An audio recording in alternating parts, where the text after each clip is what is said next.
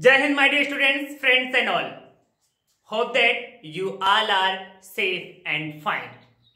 Welcome to Aloft Dell Secondary School. I am Ashish Jaiswal. I will learn about the physics topic of motion in class 9th. In class 9th.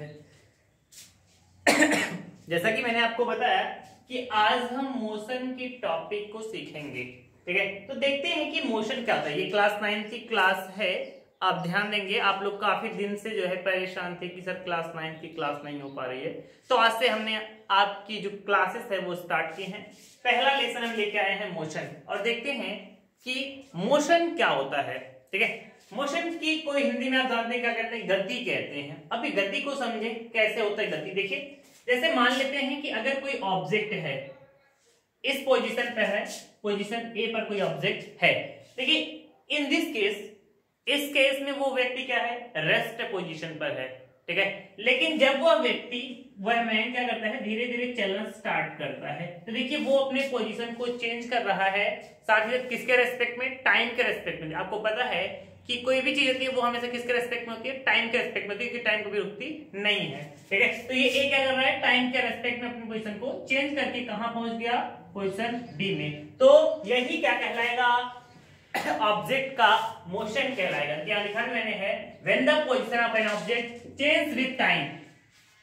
जब object का position करता है, समय के साथ बदलता है, then the object is said to be motion. तब ऑब्जेक्ट किसमें कहा जाता है, मोशन में कहा जाता है, ठीक है। देखिए, ये तो हो गई मोशन की बात। अब हम बात करते हैं, एक दूसरा पोजीशन होता है रेस्ट पोजीशन, जिसको हम हिंदी में कहते हैं विराम अवस्था। विराम का मतलब ही होता है रुकना, ठीक है। तो यहाँ पे क्या है, when there is no change in the position, जब पोजीशन में कोई भी चेंजिंग नहीं होती। कहने का अर्थ यह है कि अगर कोई ऑब्जेक्ट यहाँ है और यही हमेशा बना रहेगा, तो उसके पोजीशन में कोई चेंज नहीं हो रही, लेकिन टाइम क्या है, चल रहा है। इसलिए क्या कहेंगे, when there is no change in position of an object with time, then the object is said to be in rest। तब वो किस अवस्था में होगा, विराम अवस्था में होगा, ठीक है। अब हम देखते हैं टाइप ऑफ मोशन। मोशन के प्रकार वैसे होते तो काफी टाइप्स हैं, लेकिन हम यहाँ 4 को जो है डिफाइन करेंगे, ठीक है। पहला आपका क्या है, लीनियर मोशन। लीनियर मोशन का मतलब होता है हिंदी में कहते हैं रेखीय गति, ठीक है। अभी रेखीय गति क्या होती है, ध्यान दीजिएगा। जैसे मान लीजिए ये एक सीधी पटरी है, ट्रेन की क्या है, ये एक सीधी पटरी है, ठीक है। और आप जानते हैं इस पर से क्या हो रही है, ट्रेन चलेगी, ठीक है।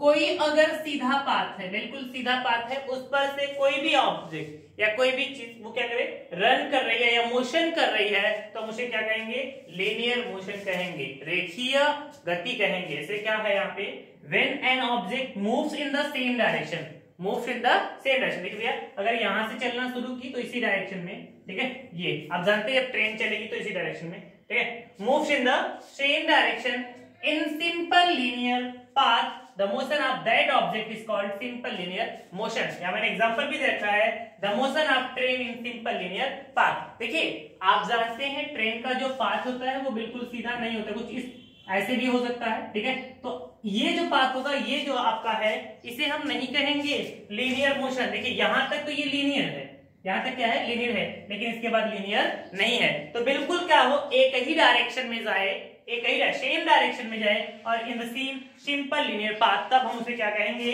लीनियर मोशन कहेंगे, रेखीय गति कहेंगे, ठीक है। और अगला है यहाँ पे सर्कुलर मोशन। देखिए, नाम से स्पष्ट है, सर्कुलर मोशन का मतलब सर्कल। देखिए, कुछ इस प्रकार से, ऐसे जैसे आप जानते भी हैं कि हमारी जो पृथ्वी है वो किसका चक्कर लगाती है, सूर्य का, ठीक है। वो कैसा मोशन करती है, सर्कुलर मोशन करती है, ठीक है। देखिए क्या होगा यहाँ पे, when an object moves on the circular path, कैसे मूव करेगी, सर्कुलर पाथ पर अगर मूव करती है, the motion of that object is called circular motion. Example ले रखा है मैंने, the earth moves around the sun. बाकी 2 टाइप्स और हैं जो हम अगले दिन देखेंगे। आज के लिए इतना ही। और एक चीज आप सोच रहे होंगे कि मैं डायरेक्ट टॉपिक पे ही आ गया, ठीक है। बिल्कुल मैं डायरेक्ट टॉपिक पे आया हूं, क्योंकि अगर आपको फिजिक्स की डिफिनेशन, केमिस्ट्री की डिफिनेशन और अदर की डिफिनेशन अगर आपको चाहिए, तो आप मेरे दूसरी साइट पर आप जा सकते हैं। जो मेरी दूसरी साइट चलती है वो है ANB coaching classes, ANB coaching classes.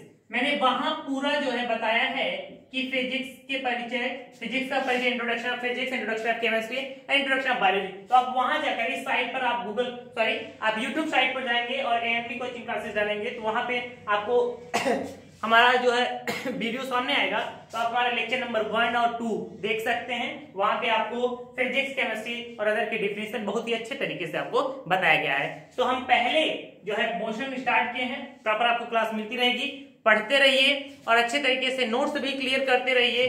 ठीक है, आज के लिए इतना ही। जय हिंद, थैंक यू।